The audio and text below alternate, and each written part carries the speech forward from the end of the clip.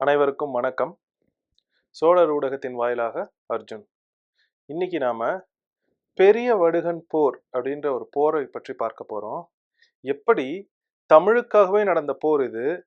இதன் விளைவாக சோழ மன்னர்கள் வன்னியர் சமூகத்திற்கு பன்னாட்டார் தம்பிரான் அப்படின்ற பட்டம் கொடுத்ததையும் நாம இன்னைக்கு பார்க்க போறோம். இந்த போரை பத்தி நம்ம பார்க்கறதுக்கு முன்னாடி இது எந்த வருடம் நடைபெற்றுச்சு, எதனால நடைபெற்றுச்சு அப்படின்றத பார்ப்போம். இது 1122ஆம் வருடம் விக்ரம சோழரோட ஆட்சியில நடைபெறுகின்றது. இது ஏன் நடைபெறுகின்றது அப்படின்னா, போசலர்கள், அதாவது ஆங்கிலத்தை வந்து ஹொய்சாலா அப்படின்னு சொல்லுவாங்க, கர்நாடகாவை சேர்ந்த மன்னர்கள் இவர்கள். இவங்க என்ன பண்றாங்க அப்படின்னா, தமிழ்நாட்டிற்கு படையெடுத்து வருகின்றனர் விக்ரம சோழரின் ஆட்சியில. அவங்க வந்து பெரம்பலூர் மாவட்டத்துக்கிட்ட இந்த போர் நடைபெறுகின்றது. இந்த போர்ல அவங்க என்ன பண்ணிடுறாங்க அப்படின்னா, சண்டை போட்டுட்டு அவங்க தமிழை தூக்கி கொண்டு போகின்றனர். இந்த தமிழை தூக்கி கொண்டு போகின்றனர் அப்படின்றத என்னன்னு நான் விளக்குறேன் கூடிய விரைவில். அவங்க என்ன பண்ணிடுறாங்க, தமிழை தூக்கிட்டு போயிடுறாங்க. அப்ப அங்க பள்ளி, வன்னியர்ல ஒரு பிரிவுன்னு நினைக்கிறேன் இந்த சமூகம். வன்னியர் சமூகத்தை சேர்ந்த பள்ளி அந்த ஊர்ல இருக்கிறவங்க என்ன பண்றாங்க அப்படின்னா, அவங்களால அதை தாங்கிக்க முடியல. போர்ல வந்து அவங்க பொண்ணையோ பொருளையோ இல்ல நவரத்னத்தையோ தூக்கிட்டு போயிருந்தா கூட சும்மா இருந்திருப்பாங்க. தமிழையே தூக்கிட்டு போயிட்டாங்களே அப்படின்னு இந்த வன்னியர் சமூகத்துக்கு கோபம் வருது. அவங்க என்ன பண்றாங்க அப்படின்னா, சரி வாங்க நம்ம அங்க போய் சண்டை போடுவோம், அவங்க இங்க வந்து நம்மளோட தூக்கிட்டு போனாங்களே அதை போய் நம்ம மீட்டு எடுத்துட்டு வருவோம் அப்படின்னு அவங்க போறாங்க. இப்ப அவங்க எங்க இருந்து எங்க போய் அதை என்னத்தை மீட்டுட்டு வந்தாங்கன்னு நான் சொல்றேன் பாருங்க, நல்லா கேளுங்க. இந்த இடத்துல போர் நடக்குது பெரம்பலூர் மாவட்டத்துல, இல்லையா?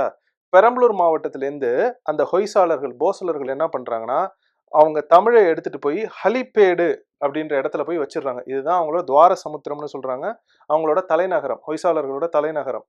அப்ப இங்க பெரம்பலூர் மாவட்டத்துல இருக்கிற வன்னியர் சமூகம் இங்கே இருந்து கிளம்பி போறாங்க. இப்ப போனாலே மகிழுந்துல 10 மணி நேரம் ஆகுது அந்த இடத்துக்கு.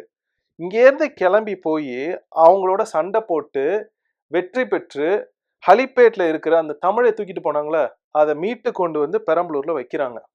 இப்ப நீங்க உண்மையிலேயே அவங்க என்னத்தை தூக்கிட்டு போனாங்க நீங்க ஒரு நிமிஷம் நினைச்சு பாத்தீங்கன்னா, இப்ப அதற்கான பதில் இதுதான். அந்த ஹொய்சாளர்கள், அந்த போசலர்கள் அப்படின்றவங்க ஆடுதுறையில இருந்து என்னத்தை தெரியுமா தூக்கிட்டு போனாங்க?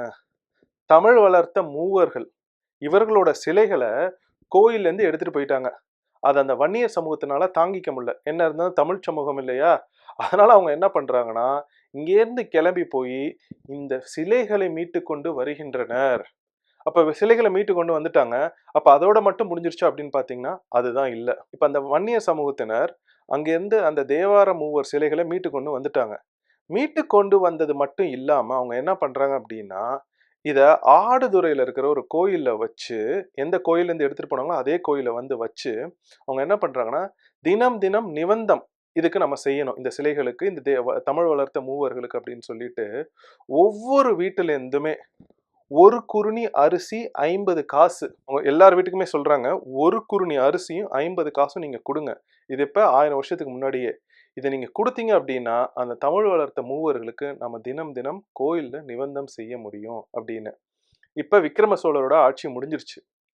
இப்ப அடுத்தது 2ஆம் குலோத்துங்க சோழரின் ஆட்சி வருது. 2ஆம் குலோத்துங்க சோழருக்கு இது தெரிய வருகின்றது. அவர் அந்த ஊர்ல போய் பார்த்துட்டு சொல்றாரு, நீங்க உயிரை துச்சமென மதிச்சு தமிழ் அப்படின்ற அந்த ஒரு மொழிக்காக தமிழ் வளர்த்த மூவரின் சிலைகளை தூக்கிட்டு போயிட்டாங்கன்னு போய் சண்டை போட்டு தூக்கிட்டு வந்தீங்களே, மீட்டு கொண்டு வந்ததோட மட்டும் இல்லாம அதற்கு தினம் தினம் நிபந்தம் கொடுக்கணும் அப்படின்றதுக்காக நீங்க செய்த செயலுக்காக உங்களுக்கு சோழ மன்னனாகிய நான் பன்னாட்டார் தம்பிரான் அப்படின்ற ஒரு பட்டம் கொடுக்குறேன் அப்படின்னு சொல்றாங்க.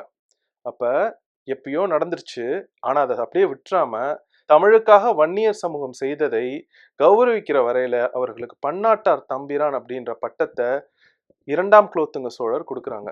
சரி, சோழ மன்னர்கள் ஆட்சி முடியுது. 1279ஓட தமிழ்நாட்டுல சோழ மன்னர்களின் ஆட்சி முடிஞ்சிருச்சு. அதுக்கப்புறம் பாண்டிய மன்னர்களின் ஆட்சி வருது. 200 வருடங்கள் கழித்து, அதாவது 2ஆம் குலோத்துங்க சோழர் காலம் முடிந்து 200 வருடங்கள் தோராயமா கழித்து பராக்கிரம பாண்டியர் வர்றாரு. பராக்கிரம பாண்டியரோட ஆட்சியின் காலம் 1338. அவர் வந்துட்டு இதை பத்தி கேள்விப்படுறாரு. இதை எப்படி கேள்விப்படுறாருன்னா, இந்த மாதிரி பட்டங்கள்லாம் கொடுக்குறப்ப கல்வெட்டுகள் வெட்டிடுவாங்க. அந்த கல்வெட்டுகள் காலத்திற்கும் அழியாம இருக்கும். அப்ப அந்த கல்வெட்டுகளை படிக்கிறப்பதான் இந்த தகவல் நம்மளுக்கே தெரியுது. அப்ப இந்த தகவலை வந்து பராக்கிரம பாண்டியர்கிட்ட சொல்றாங்க. இந்த மாதிரி அவங்க வந்து தமிழ் வளர்த்த மூவர்களை தூக்கிட்டு போயிட்டாங்க, அவங்க மீட்டு கொண்டு வந்ததுனால 200 வருடங்களுக்கு முன்னாடி இரண்டாம் குலோத்துங்க சோழர் வன்னியர் சமூகத்துக்கு பன்னாட்டார் தம்பிரான் அப்படின்னு ஒரு பட்டம் கொடுத்துருக்காங்க அப்படின்னு சொன்னோன்னே பராக்கிரம பாண்டியர் என்ன தெரியுமா பண்ணாரு? அந்த பட்டத்தெல்லாம் திரும்ப வாங்கல. ஓ அப்படியா? அப்பனா அந்த சோழ மன்னர் பண்ணது சரிதான். ஏன்னா தமிழுக்காக இவ்வளவு தூரம் அவங்களுக்கு பண்ணியிருக்காங்கன்னா அந்த பன்னாட்டார் தம்பிரான்ற பட்டத்தை நான் மறுபடியும் உறுதி செய்யறேன் அப்படின்னு அவர் அந்த பட்டத்தை உறுதி செய்து ஒரு கல்வெட்டு வெற்றாரு. அப்ப நீங்க நுட்பமா பாத்தீங்க அப்படின்னா இந்த மூவேந்தர்களா இருந்தாலும் சரி, இல்ல தமிழ் மன்னர்களா இருந்தாலும் சரி, சம்புராய மன்னர்களா இருந்தாலும் சரி, தமிழுக்கும் தமிழ் வளர்த்த மூவர்களுக்கும் அவ்வளவு முக்கியத்துவம் கொடுத்துருக்காங்க. அப்ப இதை பற்றி இன்னொரு இடத்துல பார்ப்போம். அப்ப வன்னியர் சமூகம் மட்டும்தான் இந்த மாதிரி இந்த தேவார மூவர்களா இல்ல ஓதுவார்களா அப்படிலாம் இருந்திருக்காங்களா, இல்ல அவங்களுக்கு மட்டும்தான் பட்டங்கள் கொடுக்கப்பட்டிருந்தா? ஒவ்வொரு சமூகத்திற்கும் தமிழ் மன்னர்கள் பட்டம் கொடுத்துருக்காங்க. இதை பற்றி ஒரு முக்கியமான காணொளி அடுத்த வாட்டி வெளியிட போறோம். அந்த காணொலியை நீங்க பாக்குறப்பதான் தமிழ் மன்னர்கள் எந்த அளவுக்கு எல்லா மனிதர்களையும் நேசித்திருக்காங்க அப்படின்னு உங்களுக்கு புரியும். நம்மளுக்கு ஒரு குழப்பமா இருக்கும். ஏன்பா சிலை தானப்பா, சிலைக்காக எதுக்குப்பா இவ்வளவு முக்கியத்துவம் கொடுத்து போய் சண்டையெல்லாம் போட்டு போர் போட்டு அதை மீட்டு கொண்டு வராங்க அப்படின்னு. இப்ப 2021 நம்ம பாக்குற இறை அப்படின்றது வேற. தமிழை பொறுத்த வரைக்கும், தமிழ் மன்னர்களை பொறுத்த வரைக்கும், அவர்களுக்கு கீழே இருந்த தமிழ் குடிகளை பொறுத்த வரைக்கும் தேவார மூவர்கள் தமிழர் இறையாகவே கருதப்பட்டனர். அத ஒரு அழகான சின்ன கட்டுரையிலேருந்து நான் எடுத்திருக்கேன். அது ஐயா முதுமுனைவர் குடவாயில் பாலசுப்ரமணியன் எழுதிய கட்டுரை. அந்த கட்டுரையை நான் உங்களுக்கு படிச்சு அதுல என்ன இருக்குன்னு மட்டும் சொல்றேன். அப்போ உங்களுக்கு தெரியும் எந்த அளவுக்கு தமிழ் வளர்த்த மூவர்களுக்கு முக்கியத்துவம் கொடுக்கப்பட்டுச்சு அப்படின்னு. நல்லா கேட்டுங்க. அந்நாட்களில் சம்பந்தர், நாவுக்கரசர், சுந்தரர் தேவார மூவர்கள், அவர் தேவியார், பறவை நங்கையார், சுந்தரரோட மனைவி பறவை நங்கையார் ஆகியோர் படிமங்களுக்கு சிறப்பு அபிடேக ஆராதனைகள் நடத்த பெற்று அவர்களுடைய செப்பு படிமங்களை அலங்கரித்து திருவீதி உலா எடுத்து சென்று கொண்டாடி உள்ளனர். யார் இது? இப்ப இவங்க என்ன பண்றாங்கன்னா இந்த தேவார மூவர், பறவை நங்கையார் இவர்களுக்கு சிலை வடித்து அவர்கள் சிலைகளை தலையில் வைத்து கொண்டு திருவீதி, அதாவது தெரு முழுக்க நடந்து வருவாங்க. மக்கள் பூ தூவி அவர்களை வாழ்த்துவார்கள். இது எப்ப நடந்துச்சு நீங்க கேட்டீங்கன்னா வியப்புக்குள்ளாவீர்கள். அது பற்றி கூறும்போது அக்கல்வெட்டு ஐப்பசி சதய நாளில் திருவீதி பார்க்க எழுந்தருளும் திருநாள் என்றும், திருவாடி திருவாதிரை திருநாளில் திருவீதி பார்க்க எழுந்தருளும் திருநாள் என்றும் குறிப்பிட பெற்றுள்ளன. குறிப்பாக ஆரூரன் என பெறும் சுந்தரர் படிமமும், ஆரூரில் பிறந்த பறவை நங்கையார் படிமமும் ராஜேந்திர சோழன் பிறந்தநாள் விழாவாகிய ஆடி திருவாதிரையில் தொடங்கி தொடர்ந்து 6 நாள்கள் திருவீதி உலா எழுந்தருள பெற்றுள்ளன என்பது சிறப்பு அம்சமாகும். இதை யார் பண்ணா அப்படின்னு நான் சொல்லிடுறேன், நல்லா கேட்டுங்க. அதாவது தன்னுடைய முன்னோர்கள் ராஜராஜ சோழன், ராஜேந்திர சோழன், அதுதான் இங்க கொடுத்துருக்காங்க. இங்க பாத்தீங்கன்னு வச்சுங்களேன், ஐப்பசி சதய நாள் அது ராஜராஜ சோழனோட பிறந்த நாள், திருவாடி திருவாதிரை திருநாள் அது ராஜேந்திர சோழனோட பிறந்த நாள். அவர்கள் பிறந்த நாள்ல அவர்களோட சிலைகள் எடுத்துட்டு போக மாட்டாங்க.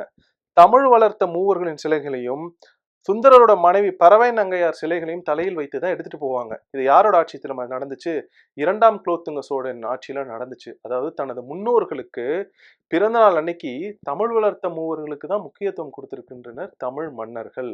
ஆனா நீங்க நல்லா பாத்தீங்க அப்படின்னா அது எந்த ஒரு சோழ மன்னனால இருந்தாலும் சரி, அவங்க தமிழுக்கும் தமிழ் வளர்த்த மூவர்களுக்கும் அவ்வளவு ஒரு முக்கியத்துவம் கொடுத்திருக்கின்றனர். அப்ப இந்த மாதிரி ஒரு குறிப்பிட்ட சமூகங்கள் தான் தேவாரம், திருவாசகம் அப்படிலாம் இருக்கணும்னு பாத்தீங்கன்னா அதையும் தமிழ் மன்னர்கள் பண்ணல. உண்மையை சொல்ல போனா அங்க ஒரு சமூக நீதியை அவங்க கடைபிடிச்சாங்க. அதுக்கான சான்றுதான் இது. இப்ப பாருங்க, பாணர் சரியா, ஆதி தமிழ் குடியை சேர்ந்தவங்க. ஆதி சைவர், கோயில இருந்து லிங்க திருமேனியை தொட்டு வழிபடுறவங்க, இவர்கள் தாய்மொழி தமிழ். அந்தனர், சைவ வேளாளர், தேவரடியார், தேசிகர், முதலியார், செங்குந்த முதலியார், பிள்ளைமார், கள்ளர் என பல மரபு சார்ந்த ஓதுவா மூர்த்திகள் இம்மண்ணில் வாழ்ந்து மூவர் தந்த தமிழை பன்னிசையோடு பாடி அரும் பெரும் தேவார மரபை பல நூற்றாண்டுகளாக காத்து வந்துள்ளனர். தஞ்சாவூர் மாவட்டத்தில் உள்ள களிமேடு, தென்னங்குடி போன்ற கிராமங்களில் அப்பர் மடங்கள் இன்றும் உள்ளன. இப்ப இதுல நுட்பமா பாத்தீங்கன்னு வச்சுங்களேன், ஆதி தமிழர்லேருந்து அனைத்து விதமான மக்கள், எல்லா மக்களுமே இந்த தேவாரத்தையும் திருவாசகத்தையும் தூக்கி பிடித்திருக்கின்றன. இதுல பாத்தீங்கன்னா எஃப்சி, பிசி, எம்பிசி எல்லா சமூகமும் இருக்கு. ஆனா அனைவருமே தமிழுக்கும் தமிழ் வளர்த்த அந்த தேவார திருவாசகத்துக்கு அவ்வளவு முக்கியத்துவம் கொடுத்து ஓதுவா மூர்த்திகளா இருந்திருக்காங்க. அப்ப இந்த இடத்துலயே நம்மளுக்கு நல்லா தெரியும், தமிழர் இறையில சாதிய ஏற்றத்தாழ்வுகள் கிடையாது. நீங்க 63 நாயன்மார்கள், 12 ஆழ்வார்கள் எடுத்து பார்த்தாலே அவர்கள் அனைவருமே பல்வேறுபட்ட சமூகங்களை சேர்ந்தவர்கள். ஆனால் அவர்கள் அனைவரையுமே இறை என்று கருதி தான் நாம வழிபடுறோம். நம்ம நெறைய விடயங்கள இழந்துட்டோம். என்ன அப்டின்னா, நம்மளோட மரப இழந்துட்டோம். நம்மளோட வேர்கள இழந்துட்டோம். ஏன்னா, அந்நியர் ஆட்சியில நம்ம நெறைய இருந்துட்டோம். 1400க்கு மேல தமிழ்நாட்டுல எல்லாருமே அந்நியர் ஆட்சிகளுக்கு கீழ தான் இருந்திருக்கோம். அப்ப 1400க்கு முன்னாடி தமிழ் மன்னர்கள் தமிழர் இறை என்று யாரையெல்லாம் கருதினாங்களோ, அதெல்லாம் மறந்துட்டோம். அப்ப திரும்ப அதெல்லாம் மீட்டுருவாக்கம் செய்யணும் அப்டின்னா, இப்ப நீங்க பார்த்தீங்கன்னா, அவங்க தஞ்சாவூர் மாவட்டத்துல சொல்லியிருப்பாங்க. சின்ன சின்ன கிராமமா இருந்தாலும், எல்லா கிராமங்கள்லயும் சில இடங்கள்ல மடங்கள் வைத்திருப்பாங்க. அந்த மடங்கள்ல பார்த்தீங்கன்னா, மராட்டியர் காலத்துல இவர்களோட ஓவியங்கள் இருக்கும். அதாவது அப்பரோட ஓவியம் இருக்கும், ஞானசம்பந்தரோடது இருக்கும், சுந்தரரோடது இருக்கும், மாணிக்கவாசகர்து இருக்கும். இப்படி ஒவ்வொருத்தவங்களோட ஓவியத்தையும் வச்சு அங்க ஒரு மடம் திறப்பாங்க. அந்த மடத்த பல 100 ஆண்டு காலமா அந்த மடங்கள் நடந்துகிட்டு இருக்கும். அந்த மடத்துல பார்த்தீங்கன்னா, அந்த கிராமத்தை சேர்ந்தவங்க தேவார திருவாசக வகுப்புகள்லாம் நடத்துவாங்க. ஒரு நல்ல நாள் அதுவுமா அப்பர் சதய திருவிழா அப்படிலாம் நடக்கும். அப்ப அந்த மாரி எல்லா கிராமங்களையும் நாம தமிழை கொண்டு வரணும் அப்படின்னா, இந்த தேவார மூர்த்திகளுக்கு ஒவ்வொரு கிராமத்திலயும் தமிழ்நாட்டுல நம்ம மடங்கள் திறக்க வேண்டி உள்ளது. இப்ப நான் எங்க ஊர்ல இருக்கிற மடத்த காமிக்கிறேன், நீங்க பாருங்க. இது எங்க ஊர்ல இருக்கிற அப்பர் மடம். இது நாவுக்கரசர். அவரோட ஓவியம் வந்து மராட்டியர் கால ஓவியம். இந்த ஓவியம் எங்க ஊர்ல இருக்கிறதுனால இந்த மடத்துக்கு எல்லோருமே வந்து போவாங்க. இந்த மடத்துல சிறு குழந்தைகள் எல்லாருமே வந்து தேவார திருவாசக வகுப்புகள் நடக்கும், கத்துப்பாங்க. மார்கழி மாசம் ஆனா எல்லா தெருக்கள்லயுமே வந்து தேவார திருவாசகங்கள பாடிட்டு போவாங்க. இப்ப இதுல என்ன ஒரு ஒரு சின்ன ஒரு சங்கடமா இருக்கு அப்படின்னா, ஒரு 20 வருடங்களுக்கு முன்னாடி சிலை திருட்டு கும்பல் ஒண்ணு தஞ்சாவூர்ல இருந்துச்சு. அவங்க பார்த்தீங்கன்னா, எல்லா சிலைகளையுமே திருடி, திருடி, திருடி வெளிநாடுகளுக்கு அனுப்பிச்சாங்க. அவங்க சிலைகள மட்டும் திருடாம என்ன பண்ணிட்டாங்க அப்படின்னா, இந்த மாரி மடங்கள்ல இருக்கிற ஓவியங்களையும் திருட ஆரம்பிச்சுட்டாங்க. இந்த மடங்கள்ல இருக்கிற ஓவியங்கள திருடுனோனே, நெறைய ஊர்கள்ல அவங்க அந்த மடங்களெல்லாம் மூடிட்டாங்க. இதெல்லாம் ரொம்ப ஒரு வருத்தத்துக்குரிய விடயம். ஏன்னா உண்மையிலேயே பார்த்தீங்கன்னா, தமிழ் வளர்த்த மூவர்களுக்கு அவ்வளவு முக்கியத்துவம் கொடுத்து இறை என்று கருதப்பட்டது. அத ஓவியமா கூட இந்த சிலை கடத்தல் கும்பல் வந்து விட்டு வைக்கல. இப்ப நான் உங்களுக்கு இவ்வளவு தகவல்கள் குடுத்திருக்கேன். இந்த தகவல்கள் எல்லாமே நான் எங்கேருந்து எடுத்தேன் அப்படின்னா, முதுமுனைவர் குடவாயில் பாலசுப்ரமணியம் ஐயா எழுதிய தேவார மாண்பும் ஓதுவார் மரபும் அப்படின்ற இந்த ஒரு நூல்ல இருந்து தான் எடுத்தேன். இப்ப சமீபத்துல தான் வந்துச்சு இந்த நூல். இந்த நூல்ல நீங்க போய் பார்த்தீங்க அப்படின்னா, தமிழ் மன்னர்கள் இந்த தேவார மூவர்களுக்கு தனித்தனியா ஆலயங்களை எடுத்திருக்காங்க. ஒவ்வொரு ஆலயங்களையும், ஒவ்வொரு கோயில்கள்லயும் நீங்க பார்த்தீங்கன்னா, இந்த தேவார மூவர்களோட சிலைகள் இருக்கும். அவர்களுக்குன்னு தனியா என்னென்ன உணவு படைக்கணும். கறி அமுது, தயிர் அமுது அப்படின்னு தூய தமிழ்ல எல்லா கல்வெட்டுகளுமே இருக்கு. அது மொத்தமுமா இந்த நூல்ல ஆவணம் செய்யப்பட்டுள்ளது ஐயா முதுமுனைவர் குடவாயில் பாலசுப்ரமணியம்னால. இப்ப இந்த நூலின் சிறப்பு அப்படின்னு நான் என்ன நினைக்கிறேன் அப்படின்னா, தனிப்பட்ட முறையில இந்த புகைப்படம் இருக்குல்ல, இது ஒரு முக்கியமான புகைப்படம். இந்த புகைப்படம் வந்து தஞ்சாவூர்ல இருக்கிற தாராசுரம் கோயில்லேருந்து எடுக்கப்பட்டது. இந்த புகைப்படத்துல இருப்பவர்கள் யார் அப்படின்னு நான் உங்களுக்கு சொல்றேன். இந்த புகைப்படத்துல இருப்பவர் திருநீலகண்ட யாழ்ப்பாணர். இவரு யாழ்ப்பாணத்திலேருந்து வந்தவங்க. அவருடைய மனைவி மதங்க சூளாமணியர். அந்த அம்மணி பின்னாடி இருக்கிறது அவரோட மனைவி. இந்த திருநீலகண்ட யாழ்ப்பாணர் என்ன பண்றாங்க அப்படின்னா, ஒரு யாழ வாசிக்கிறாங்க. இந்த யாழோட பெயர் வந்து சகோட யாழ் அப்படின்றது. இது தாராசுரம் கோயில்ல சிற்பமா இருக்கு. இந்த அம்மையார் வந்து அதற்கு இசை வாசிக்கிற மாதிரி ஒரு புகைப்படம். இவர்கள் இருவருமே பாணர் குலத்தை சேர்ந்தவர்கள். ஆனா இவர்களுக்கு தான் முக்கியத்துவம் கொடுத்து இந்த நூல்ல முகப்பு படமா ஐயா வச்சிருக்காங்க. அதைத்தான் நான் உங்களுக்கு திரும்பவும் சொல்றேன். சைவத்திலையும் வைணவத்திலையும் இந்த சாதிய வேறுபாடுகளோ எதுவுமே கிடையாது. ஏற்றத்தாழ்வுகளை எடுத்துக்கிறது இல்ல. அதனால தான் சைவம், வைணவம் இது 2மே தமிழை வளர்த்தது அப்படின்றத நம்ம மறக்கவே கூடாது. இன்னும் எத்தனை வருடங்கள் ஆனாலும் நம்மளுடைய வேர்கள் நம்மளுக்கு என்ன அப்படின்னு நல்லா தெளிவா தெரிஞ்சுச்சு அப்படின்னா, தமிழ் சமூகத்தை சேர்ந்தவர் உயிரை கொடுத்தேனும் தமிழை மீட்டிருக்காங்கன்னு நம்மளுக்கு உண்மைகள் தெரிஞ்சுச்சு அப்படின்னா, நம்ம எக்காரணத்தை கொண்டும் நம்ம வேர்களை விட்டு விலகி செல்ல மாட்டோம். இன்னும் 100 வருடங்கள் கழித்து தமிழர்களோட வேர் என்ன அப்படின்னா நம்ம தெரியல அப்படின்னு நம்ம குழந்தைகளுக்கோ பேர குழந்தைகளுக்கோ சொல்லக்கூடாது அப்படின்றத இந்த காணொலியை நிறைவு செய்கின்றேன். மிக்க நன்றி. வணக்கம்.